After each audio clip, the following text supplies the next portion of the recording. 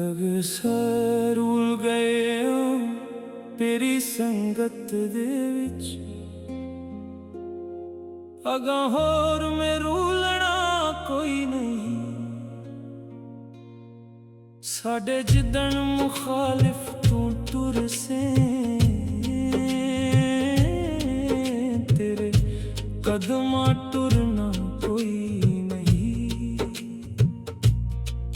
ਜਿਹੜਾ ਭੁੱਲ ਗਿਆ ਹਾਂ ਅੱਲਾ ਮਾਫ ਕਰੇ, ਹਣ ਬਾਲ ਭੁੱਲ ਭੁੱਲਣਾ ਕੋਈ ਨਹੀਂ। ਜਿਹੜੀ ਲੱਗ ਮਰਜ਼ ਗਈ ਮੈਂ ਕਾਬਰ ਨੂੰ, ਸ਼ੱਕ ਪਾਉਂਦਾ ਏ ਖਿਲਣਾ ਕੋਈ ਨਹੀਂ।